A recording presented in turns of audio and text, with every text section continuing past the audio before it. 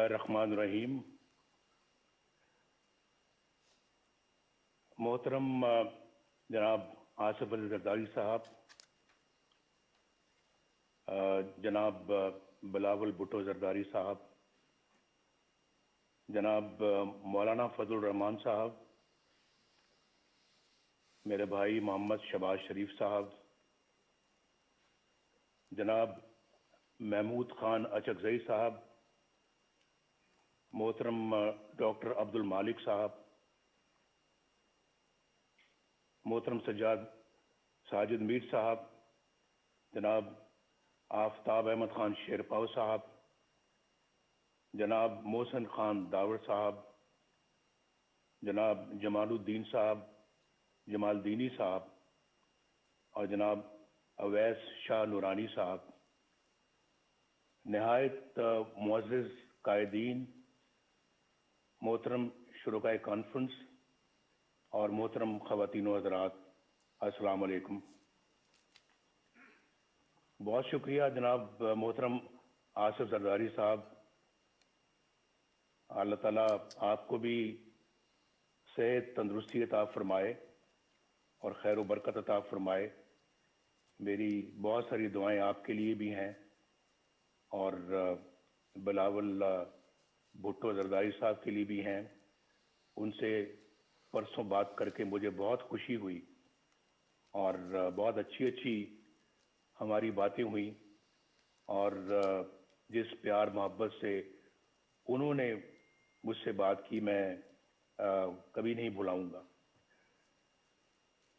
میں کانفرنس کے میزبان جناب آصف علی زرداری صاحب کا اور بلاول بھٹو زرداری صاحب کا اور مولانا فضل الرحمان صاحب کا اور تمام معزز قائدین کا بے حد شکر گزار ہوں کہ مجھے اس کانفرنس میں اپنی بات کہنے کا آپ نے موقع فراہم کیا.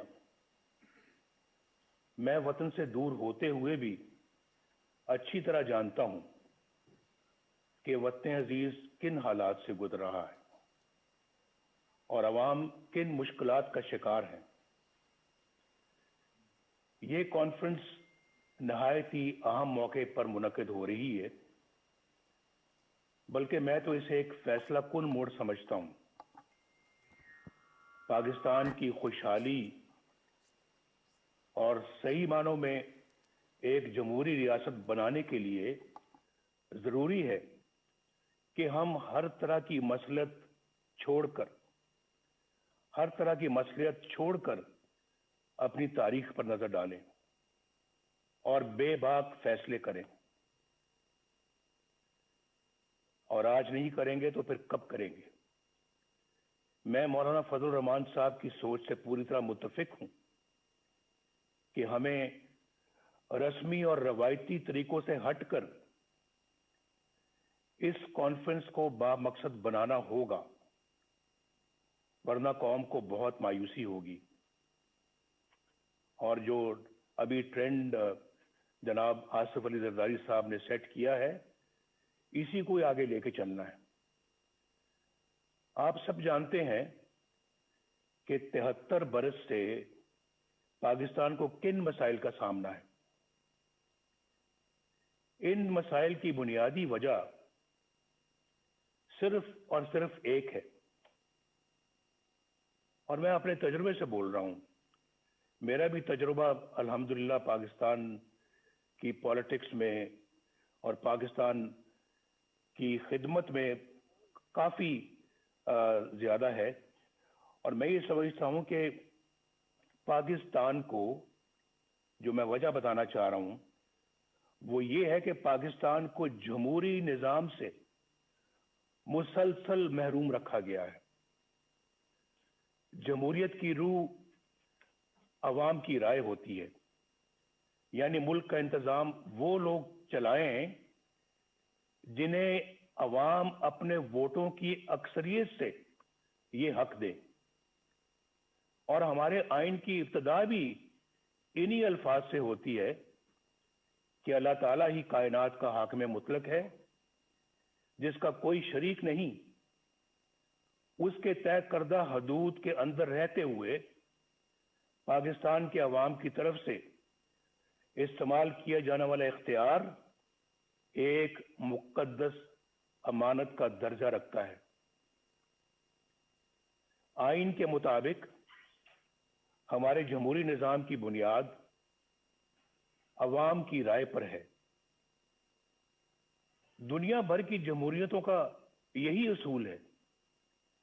जब जमहूरियत की इस बुनियाद पर ज़रब लगती है और वोट की इज्जत को पामाल कर दिया जाता है तो सारा जमहूरी अमल बिल्कुल बेमानी और जाली होकर रह जाता है।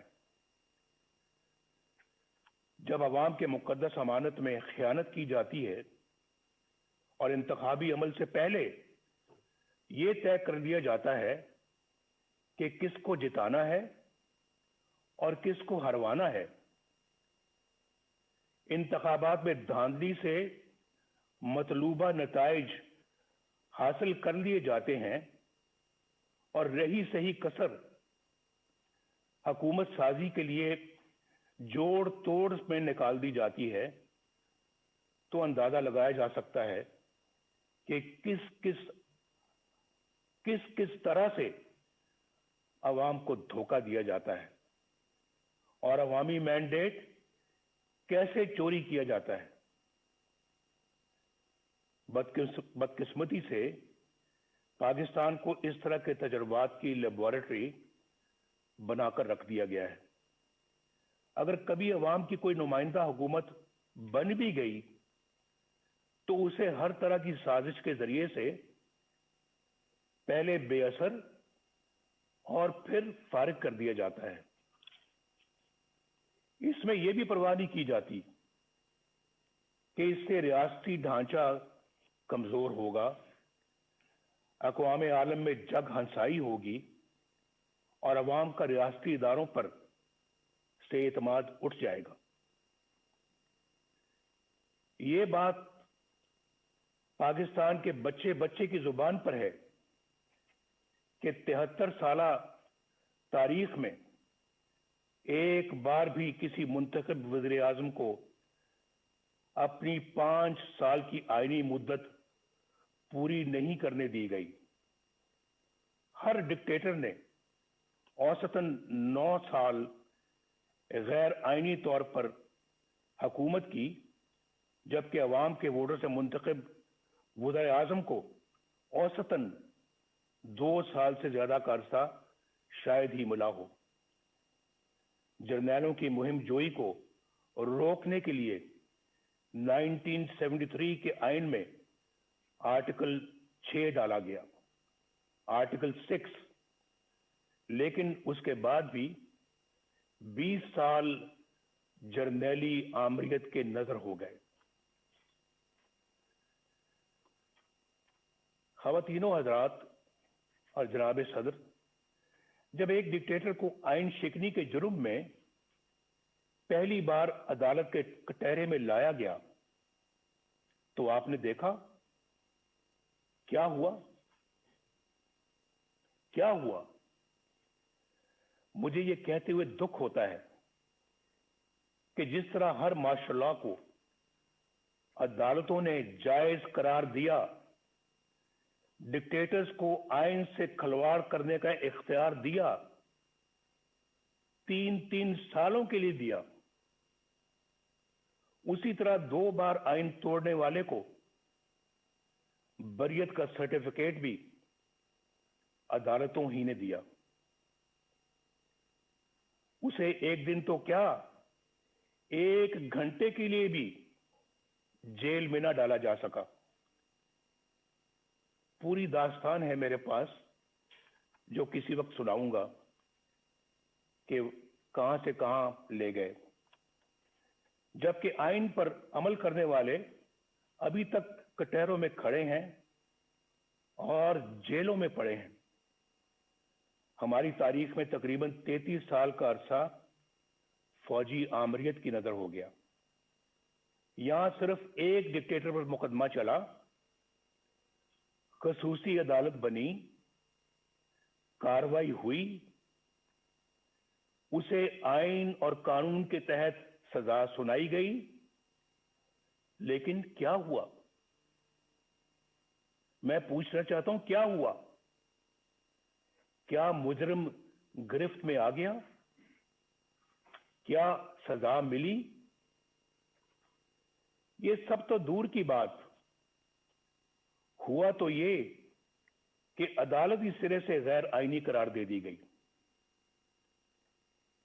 यहां कोई ये अनहोनी बात नहीं, यानी पाकिस्तान में ये कोई अनहोनी बात नहीं कि किसी डिक्टेटर के बड़े से बड़े जुर्म पर भी कोई कार्रवाई ना हो, और अगर हो भी जाए तो कोई उसे छू भी ना सके, और अगर कोई फैसला आ भी जाए तो सिर्फ सजा ही नहीं, अदालत को भी हवा में उड़ा दिया जाए। लेकिन आखिर कब तक? कब तक? इसके बरक्स उन सियासतदानों को देखिए जो अवाम के वोटों से वजीर आजम बने। कोई कत्ल हो गया, कोई फांसी चढ़ गया, कोई हाईजैकर बन गया,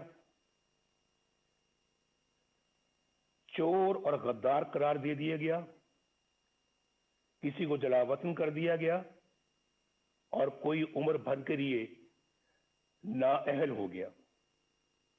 उनके गुनाह और सजाएं खत्म होने में आ ही नहीं रही।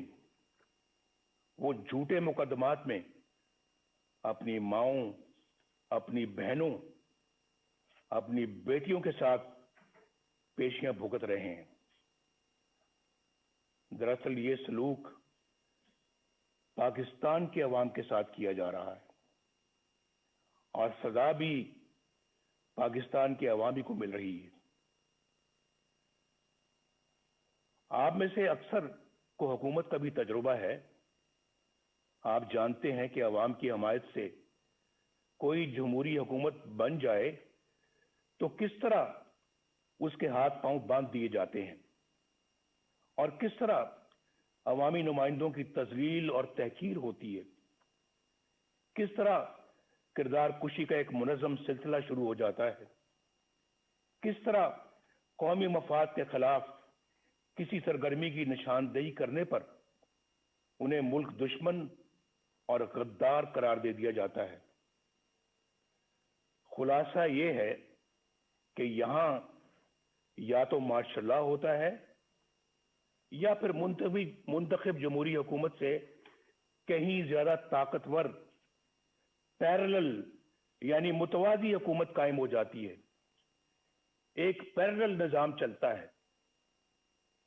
गालिबन एक बार साबिक वज़ीर आज़म यूसुफ रज़ा गिलानी साहब ने कहा था कि यहां स्टेट विद इन स्टेट कायम है, जिसे बर्दाश्त नहीं किया जा सकता। दुख की बात यह है कि अब मामला state with in the state से आगे निकलकर स्टेट अबव द स्टेट तक जा पहुंचा है। अवाम के हक हुक्मरानी को तस्लीम ना करने और नतीजतन मुतवाजी यानी पैरेलल हुकूमत का मर्ज ही हमारी मुश्किलात का और हमारे मसाइल की असल जड़ है। This is the root cause of our problems. ये जड़ है हमारे मसाइल की, और यही वजह है कि आलमी बरादरी में हमारी साख खत्म होकर रह गई। 2018 के इंतखाबात के बाद मुतअद्दिद मुल्की और गैर मुल्की इदारों की तरफ से इंतखाबी अमल की शफाफियत पर सवालात उठाए गए। मैं तो जेल में था, लेकिन खबरें मुझे सब मिलती रही हैं। बाज ने तो उन सीटों की तादाद भी बताई जहां धांधली की वजह से नताइज तब्दील कर दिए गए। उन हलकों की इतनी तादाद है कि अगर उनमें धांधली के जरिए नताइज तब्दील ना किए जाते तो बैसाखियों पर खड़ी ये हुकूमत कभी भी वजूद में नहीं आ सकती थी। आज कौम जिन हालात से दो चार है, उसकी बुनियादी वजह वो लोग हैं जिन्होंने अवाम की राय के खिलाफ नाअहल हुक्मरानों को मुल्क पर मुसल्लत किया। इंतखाबात हाईजैक करके इक़्तिदार चंद लोगों को मुंतकिल कर देना बहुत बड़ी बददियानती और आइन शिकनी है। हम चंद रुपयों की खातिर डाका डालने वालों के लिए तो बड़ी से बड़ी सजा का तकाजा करते हैं, लेकिन अवाम के हकूक पर डाका डालना कितना संगीन जुर्म है, क्या किसी ने सोचा है? मुअज़्ज़िज़ ख़वातीन व हज़रात, क्या मैं ये पूछने की जिसारत कर सकता हूं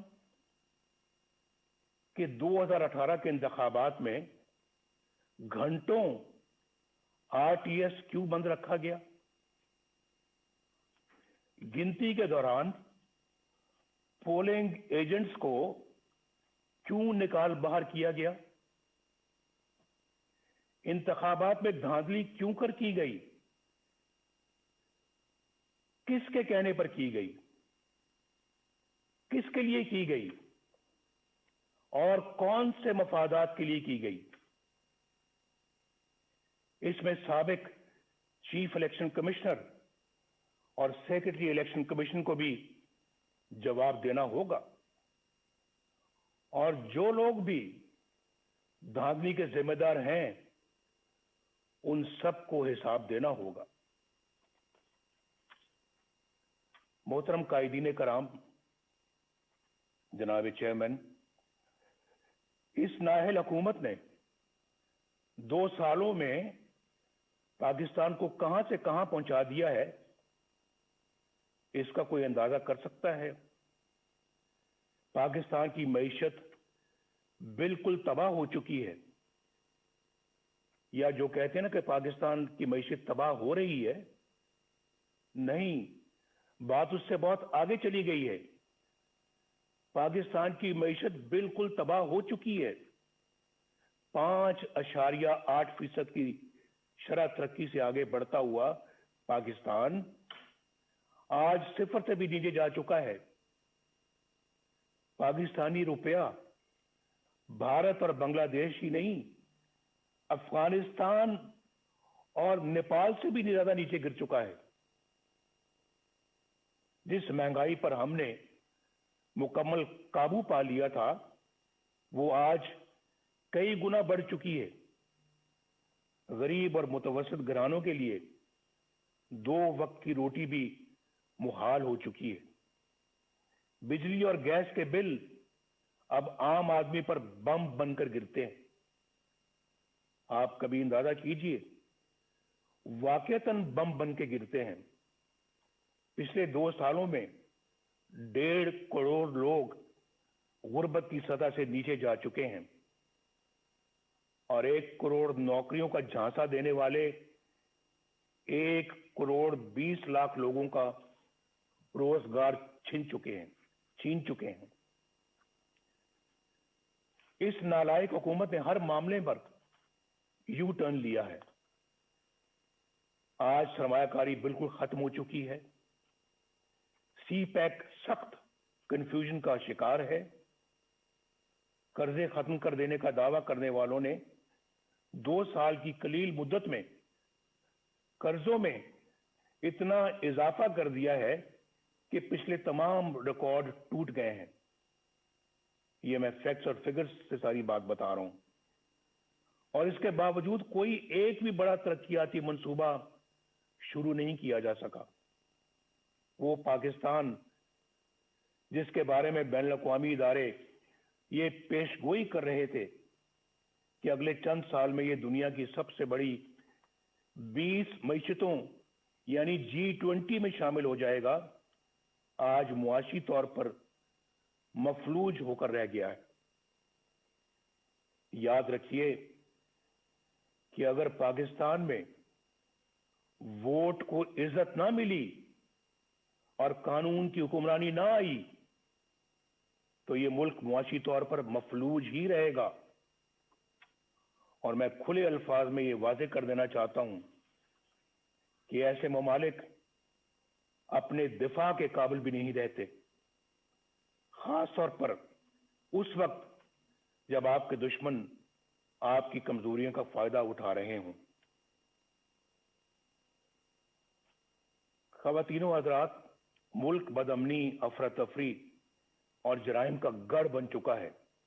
آئے دن ایسی پریشان کن خبریں آتی رہتی ہیں جن سے عوام کو امن و امان سے متعلق درپیش پریشانیوں کا اندازہ بخوبی لگایا جا سکتا ہے. شیخوپورہ سیالکوٹ روڈ پر قوم کی ایک بیٹی کے ساتھ پیش آنے والا واقعہ دل دہلا دیتا ہے. اس آنے کے بعد مزید تکلیف کا باعث اس سنگ دل پولیس افسر کا ہے جو بنیادی انسانی اقدار سے بھی محروم ہے. اس کا بڑا المیہ یہ ہے کہ حکومت کی تمام تر ہمدردیاں قوم کی بیٹی کے بجائے اپنے چہیتے پولیس افسر کے ساتھ ہے. جناب چیئرمین، پاکستان آبادی کے لحاظ سے دنیا کا چھٹا بڑا ملک ہے، جغرافیائی اعتبار سے بھی انتہائی اہم ہے. پاکستان کی خارجہ پالیسی بنانے کا اختیار عوامی نمائندوں کے پاس ہونا چاہیے. ہماری خارجہ پالیسی عوامی امنگوں اور ملکی مفادات سے ہرگز متصادم نہیں ہونی چاہیے. کھربوں روپے کے نقصان اور ہزاروں جانیں قربان کرنے کے باوجود ہم کبھی فیٹف اور کبھی کسی اور کٹہرے میں کھڑے شرمناک صفائیاں پیش کر رہے ہوتے ہیں. جب کشمیر کا نام زبان پر آتا ہے تو 73 سال سے دی جانے والی قربانیاں آنکھوں کے سامنے آ جاتی ہیں. کشمیری عوام پر مظالم کا سلسلہ تو کئی سالوں سے جاری ہے، مگر کشمیر کو ہڑپ کرنے کا حوصلہ آج تک کسی کا نہیں ہوا. اب بھارت نے ایک غیر نمائندہ اور غیر مقبول اور کٹ پتلی پاکستانی حکومت دیکھ کر کشمیر کو اپنا حصہ بنا لیا ہے، اور ہم احتجاج بھی نہ کر سکے. دنیا تو کیا اپنے دوستوں کی حمایت بھی نہ حاصل کر سکے. آخر ایسا کیوں ہے؟ کیوں ہوا ایسے؟ کیوں ہم عالمی تنہائی کا شکار ہو گئے؟ کیوں آج ہماری بات دنیا سننے کے لیے تیار نہیں ہے؟ کیوں ہمارے درینہ اور شانہ بشانہ کھڑے ہونے والے ساتھی ممالک کیوں ہم سے دور ہو گئے؟ شاہ محمود قریشی نے کس منصوبے کے تحت وہ بیانات دیے جن سے ہمارے بہترین دوست سعودی عرب کی دل شکنی ہوئی؟ پاکستان کو اپنے دوست ممالک کی دل آزاری سے اعتراض کرنا چاہیے. OIC ایک اہم ادارہ ہے جس کی افادیت طے شدہ ہے. پاکستان OIC کے بانی ممالک میں شمار ہوتا ہے. پاکستان کو دیگر ممالک کے ساتھ مل کر OIC کو مضبوط کرنا چاہیے. ہمیں سوچنا چاہیے کہ کیوں ہمارے انتہائی قریبی ممالک بھی آج ہم پر اعتماد کرنا چھوڑ گئے. یہ بہت جو ہے یہ فکر کی بات ہے، لمحہ فکریہ ہے ہمارے لیے. اس پہ ضرور غور ہونا چاہیے. لیکن کیا اس طرح کی حکومت ہوگی تو پھر یہی کچھ ہوگا، اور آپ کی خارجہ پالیسی کو بچوں کا کھیل بنا کے رکھ دیا گیا ہے. خواتین و حضرات، وقت آ گیا ہے کہ ان تمام سوالوں کے جواب لیے جائیں. اگر اس کانفرنس میں پیپلز پارٹی سے تعلق رکھنے والے دو وزیر اعظم جناب یوسف رضا گیلانی اور جناب راجہ پرویز اشرف صاحب موجود ہیں تو وہ اچھی طرح جانتے ہیں کہ سول حکومت کے گرد کس طرح کے شکنجے کس دیے جاتے ہیں، کس طرح ایسی کارروائیاں ہو جاتی ہیں جن کا وزیر اعظم کو علم ہی نہیں ہوتا۔ خود محترم زرداری صاحب کو بھی اس کا علم ہے کہ نہ وزیر اعظم کو نہ صدر کو علم ہوتا ہے، اور پھر ان کارروائیوں کی بھاری قیمت ریاست کو ادا کرنی پڑتی ہے۔ 4 سال پہلے اکتوبر 2016 میں قومی سلامتی کے امور پر بحث کے دوران جب توجہ دلائی گئی کہ ہمارے دوستوں سمیت دنیا بھر کے ممالک کو ہم سے شکایت ہے اور ہمیں اپنا احتساب خود کرتے ہوئے ایسے اقدامات کرنے چاہیے کہ دنیا ہماری طرف انگلیاں نہ اٹھائے، تو اسے ڈان لیکس بنا دیا گیا۔ ایجنسیوں کے اہلکاروں پر مشتمل جے آئی ٹی بنی، اندازہ کیجئے، جے آئی ٹی بنی۔ ثبوت تو کسی کے خلاف کچھ نہ تھا، لیکن پروپیگنڈا مشینوں کے ہاتھوں ہمیں اور مجھے بھی غدار اور ملک دشمن ٹھہرا دیا گیا۔ وزیر اعظم کے احکامات کو ایک ماتحت ادارے کے اہلکار کی طرف سے کی گئی ٹویٹ میں ریجیکٹڈ یعنی مسترد کا ٹائٹل عطا کر دیا گیا۔ آپ کو سب یاد ہوگا، سی پیک کو ناکام بنانے کا سلسلہ 2014 میں اس وقت شروع ہوا جب دھرنوں کے ذریعے چین کے معزز صدر کا دورہ ملتوی کروا دیا گیا۔ چین ہمارا دیرینہ اور مخلص دوست ہے جو پاکستان کے ساتھ ہر موقع پر شانہ بشانہ کھڑا رہا۔ پاکستان اور چین کے تعلقات مزید مستحکم کرنے میں اور سی پیک کے حوالے سے صدر شی جن پنگ کا کردار قابل تعریف ہے۔ سی پیک کا یہ عظیم منصوبہ حکومت کی اسی نااہلی کی نظر ہو رہا ہے جو زندگی کے ہر شعبے میں نظر آ رہی ہے۔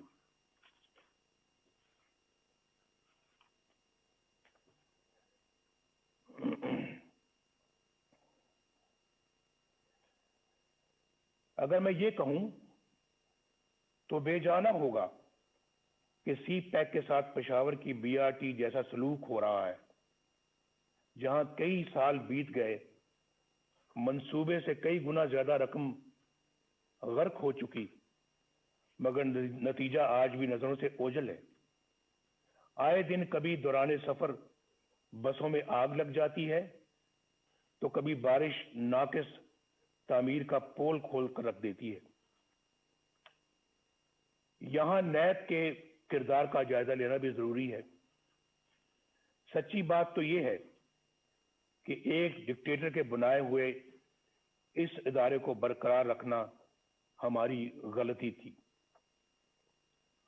لیکن یہ بھی سچ ہے کہ ہم نے کبھی نہیں سوچا تھا کہ یہ ادارہ اس حد تک گر سکتا ہے۔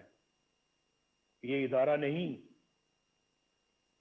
بلکہ اندھے حکومتی انتقام کا اعلی کار بن چکا ہے۔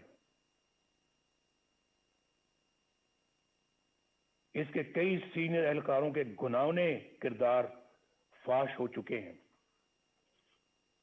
اس ادارے کا چیئرمین جاوید اقبال اپنے عہدے اور اختیارات کا انتہائی نازیبا اور مذموم استعمال کرتے ہوئے پکڑا جاتا ہے، مگر نہ تو کوئی انکوائری ہوتی ہے، نہ ایکشن لیا جاتا ہے، اور نہ ہی شفافیت کے دعوے دار عمران خان پر کوئی جوں ریکتی ہے، اس کے باوجود یہ شخص ڈٹائی سے اپنے عہدے پر براجمان انتقام کے ایجنڈے پر دھڑلے سے عمل کرتا ہے،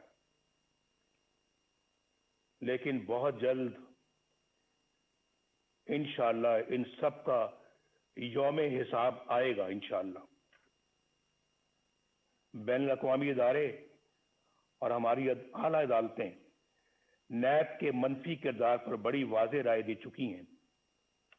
یہ ادارہ انتہائی بدبودار ہو چکا ہے اور یہ مکمل طور پر اپنا جواز کھو چکا ہے۔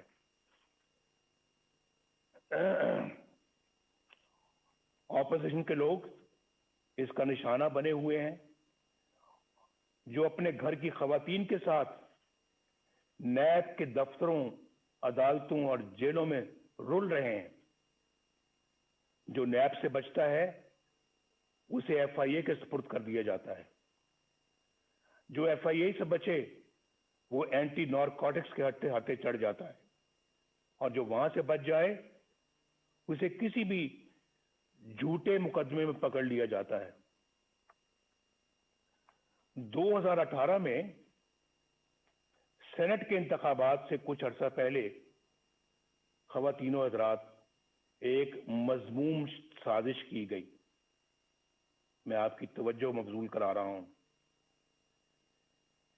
اس مذموم سازش کے ذریعے بلوچستان کی صوبائی حکومت گرا دی گئی۔ اس کا مقصد کیا تھا معلوم ہے آپ کو؟ اس کا اصل مقصد سینٹ کے انتخابات میں سامنے آیا۔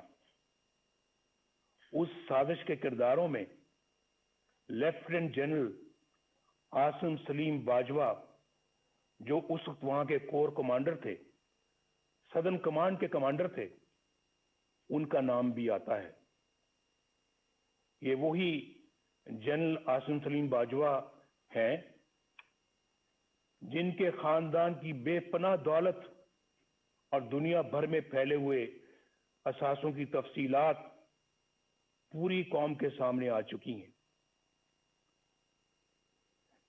ان حقائق کو نہ صرف چھپایا گیا بلکہ مبینہ طور پر ایس ای سی پی کے سرکاری ریکارڈ میں رد و بدل بھی کی گئی۔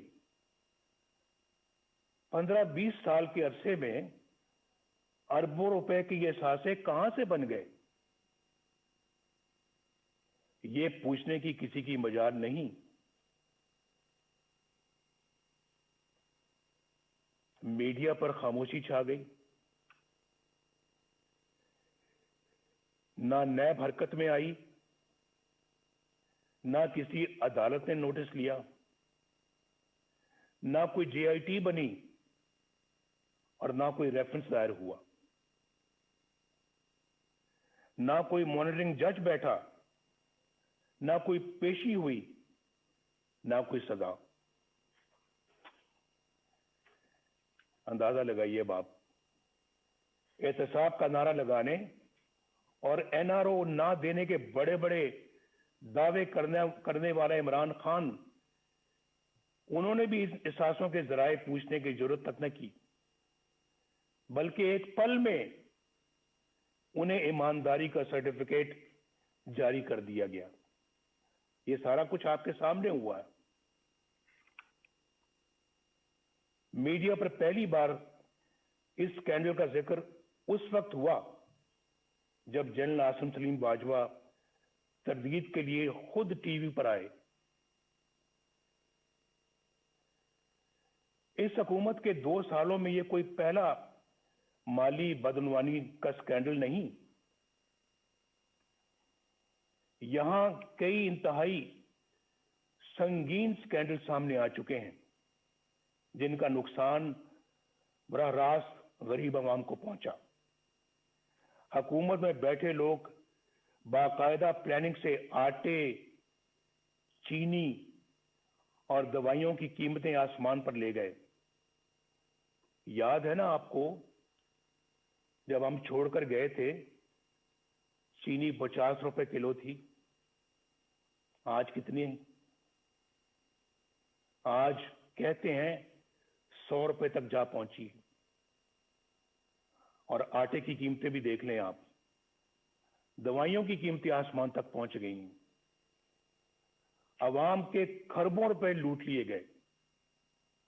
मुल्क का हुक्मरान अगरचे दिन रात करप्शन माफियाज और एनआरओ का डंडोरा पीटता है, लेकिन चीनी की कीमत बढ़ाने में खुद उसकी जात मुलव्विस है। क्या नैब उसे तहकीकात के लिए गिरफ्तार नहीं करेगा? क्या उस पर कोई रेफरेंस दायर नहीं होगा? अलीमा खान साहिबा, जो कोई जद्दी पुश्ती रईस नहीं, बस खैराती इदारों की फंड रेजिंग करती रहती हैं, उनके बैरूने मुल्क असासों के जराए की नैब कभी कोई छानबीन नहीं करेगा? बनी गाला में इमरान खान के जाती घर, उसकी गैर कानूनी तामीर की फाइल क्या यूं ही बंद रहेगी? फॉरेन फंडिंग केस, जिसमें बेशुमार माली बेजाब्तगियां हैं और करप्शन है,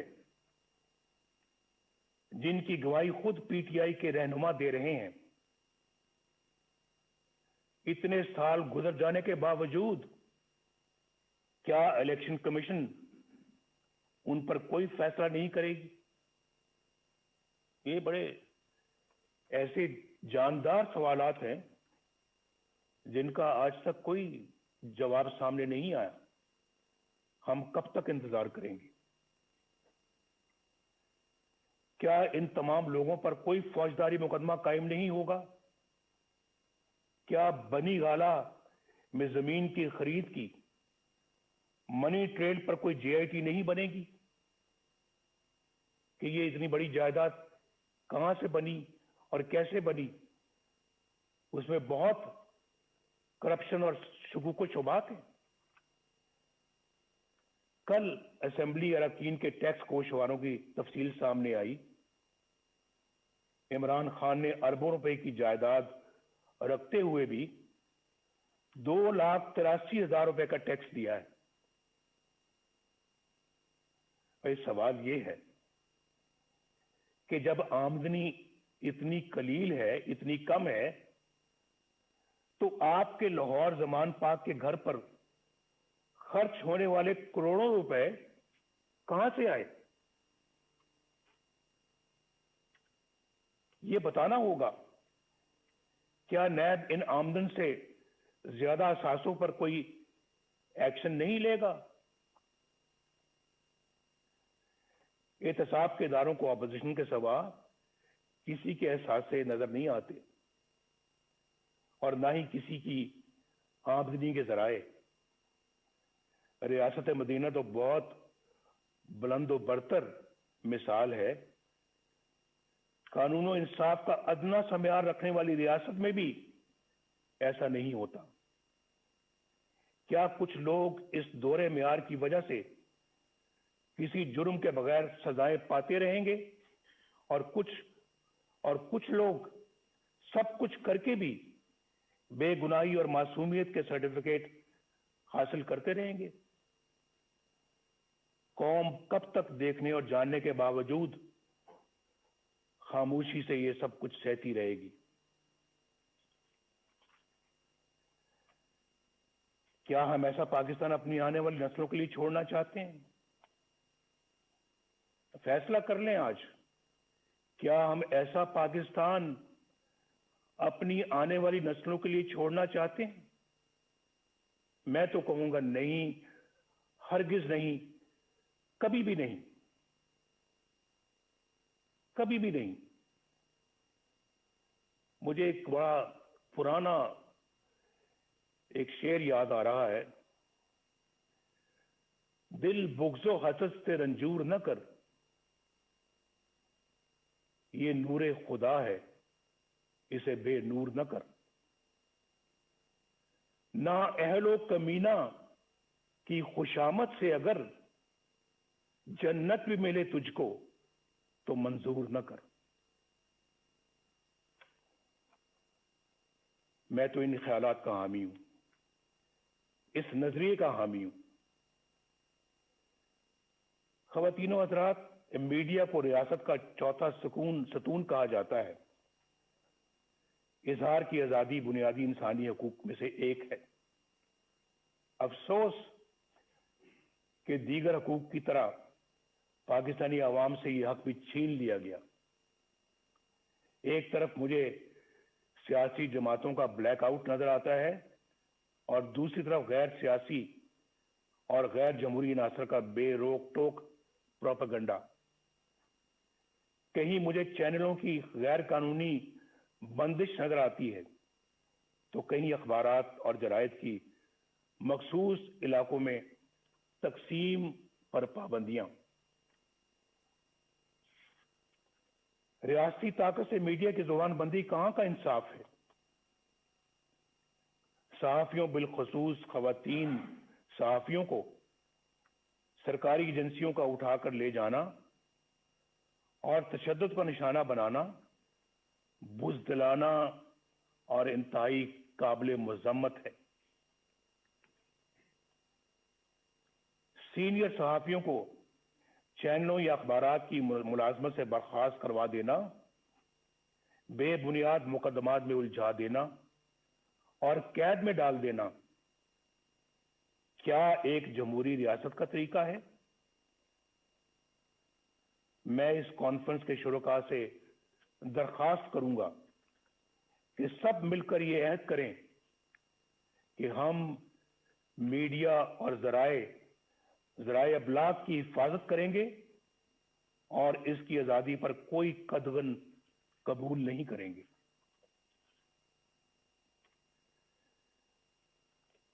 ख़वातीनो हज़रात, मोहतरम चेयरमैन बिलावल भुट्टो साहब, जमहूरियत को कमजोर करने और अपना मखसूस एजेंडा नाफिज करने के लिए तकसीम करो यानी डिवाइड एंड रूल यानी लड़ाओ और हुकूमत करो की पॉलिसी मामूल बन चुकी है। कुछ अर्सा पहले तक ये तकसीम सियासतदानों तक महदूद थी, जिन्हें मखसूस हलकों की तरफ से बुलाया, डराया और धमकाया जाता था। ये तरीका सियासी जमातें तोड़ने और फॉरवर्ड ब्लॉक बनाने या फिर मर्जी की पार्टियां बनाने के लिए इस्तेमाल होता रहा और आज भी होता है। महकमा ज़राअत को तो आप समझते ही हैं। आज हमें यह फैसला करना होगा कि हम एक हैं और कौमी मफाद की खातिर तकसीम होने से इनकार करते हैं। अगर हम ऐसा करने में कामयाब हो गए तो फिर ये कॉन्फ्रेंस कामयाब है। ऐसा करने में अगर हम कामयाब हो गए तो ये कॉन्फ्रेंस हमारी तारीख का बड़ा संगे मील बन सकती है। अब डिवाइड एंड रूल का ये हथियार वुकला, दानिश्वरों, ताजरों, सनतकारों और मीडिया के लिए इस्तेमाल हो रहा है, बल्कि अब उसका हदफ अदलिया भी है। जो जज इंसाफ और कानून की राह पर चलता है और दबाव में आने से इनकार करता है, उसे ओहदे से हटाने की साजिशें शुरू हो जाती हैं। जस्टिस शौकत अजीज सिद्दीकी और जस्टिस काजी फायज ईसा की मिसालें हमारे सामने हैं। ये दोनों जज साहबान दयानतदारी, सच्चाई और अमानतदारी की शोहरत के हामिल हैं। आज तक किसी फोरम ने ये तहकीक जरूरी नहीं समझी कि जस्टिस शौकत अजीज सिद्दीकी ने जो कुछ हल्फन कहा, इन्हें हल्फ पर कहा, उसका भी तो जायजा लिया जाए। बाज़मीर जजों के साथ یہاں ایسا ہی سلوک کیا جاتا ہے. انفارچونیٹلی یہاں انصاف پسند اور امانت دار نہیں بلکہ ایسے منصف تلاش کیے جاتے ہیں جو ان کے ہر جائز اور ناجائز مطالبات تسلیم کریں، ان کے جبر و استبداد اور بلیک میلنگ کے آگے سر تسلیم خم کریں، نظریہ ضرورت بنائیں اور پروان چڑھائیں.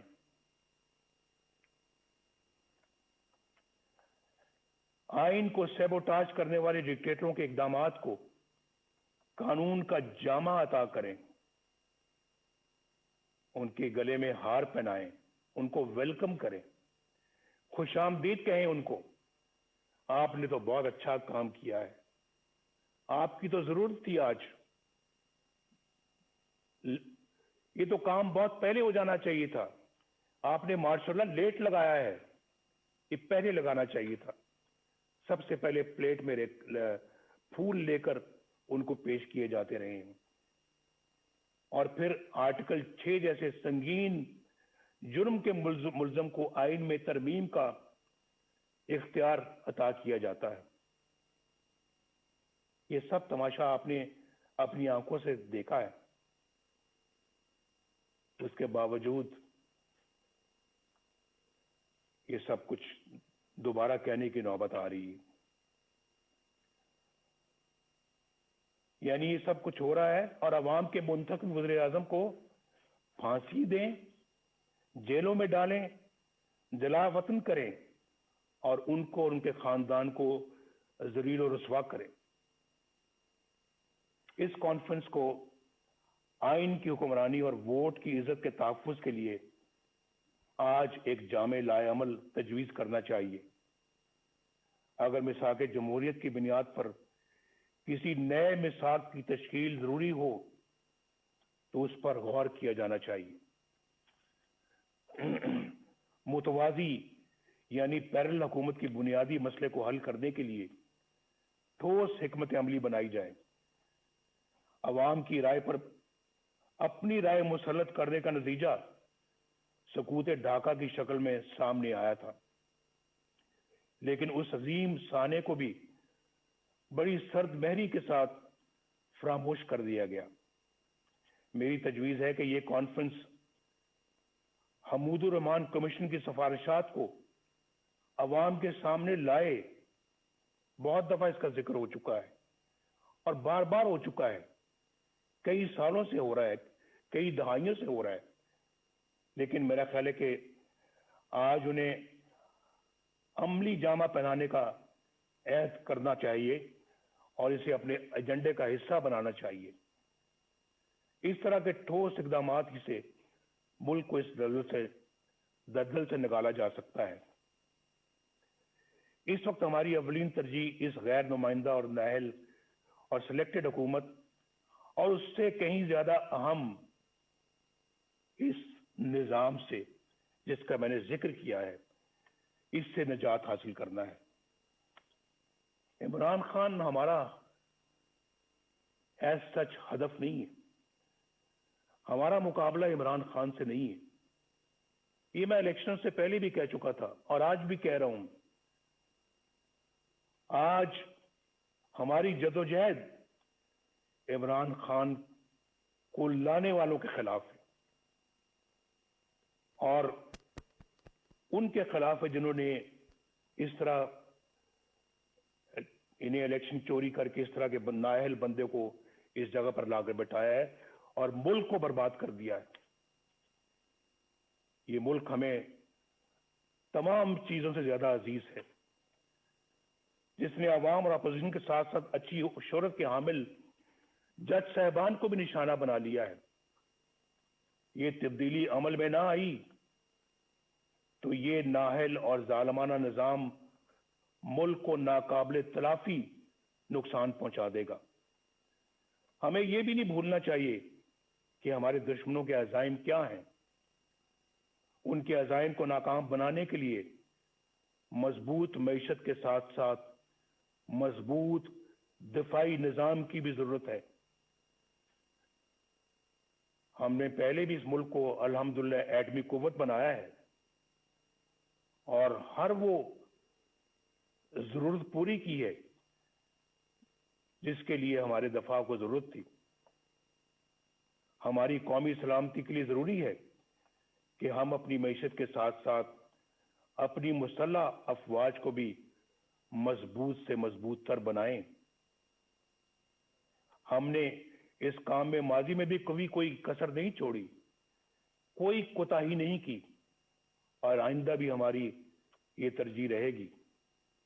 ہمارے دفاع کی مضبوطی اور قومی سلامتی کے لیے سب سے اہم یہ ہے کہ ہماری مسلح افواج آئین پاکستان اپنے دستوری حلف اور قائد اعظم کی تلقین کے مطابق خود کو سیاست سے دور رکھیں اور عوام کے حق حکمرانی میں مداخلت نہ کریں.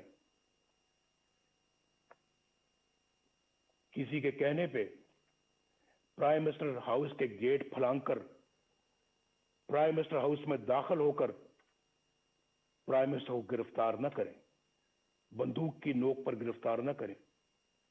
ایسا ان آنکھوں نے دیکھا ہے, اس کا مشاہدہ کیا ہے. وہ منظر میری آنکھوں کے سامنے رہتے ہیں اور بڑا دکھ ہوتا ہے کہ ہم نے اپنے ملک کو کیا بنا دیا ہے, ایک تماشا بنا دیا ہے, اپنی نظروں میں بھی اور دنیا کی نظروں میں بھی. جناب چیئرمین اور معزز خواتین و حضرات, آخر میں آپ کو یقین دلاتا ہوں کہ اے پی سی اتفاق رائے سے جو بھی حکمت عملی اور لائے عمل ترتیب دے گی, مسلم لیگ نون اس کا بھرپور ساتھ دے گی. شہباز شریف صاحب یہاں پر بیٹھے ہیں, ہماری پارٹی کے دیگر قائدین بیٹھے ہیں, انشاءاللہ ہم بھرپور ساتھ دیں گے اور ایک سیکنڈ کے لیے بھی پیچھے نہیں ہٹیں گے. میں اپنی یہ گزارش ایک بار پھر دہرانا چاہتا ہوں کہ اے پی سی روایت سے ہٹ کر حقیقی تبدیلی کے لیے ٹھوس اور مؤثر اقدامات تجویز کرے.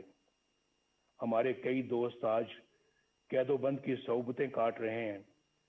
جناب خورشید شاہ صاحب, کورونا میں مبتلا حمزہ شہباز شریف صاحب, میر شکیل الرحمان صاحب اور دیگر ساتھی ناکردہ گناہوں کی سزا میں جیل کاٹ رہے ہیں.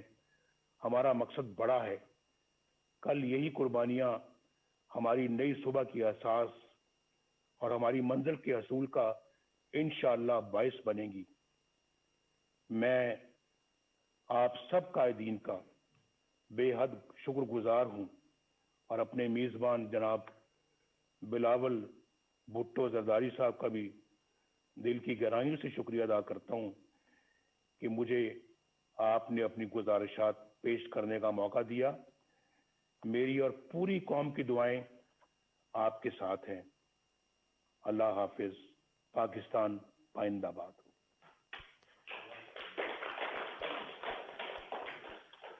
السلام اگر مناسب ہو تو پلیز سب کی رائے کہ موبائل فونز جمع کرا دیں پلیز.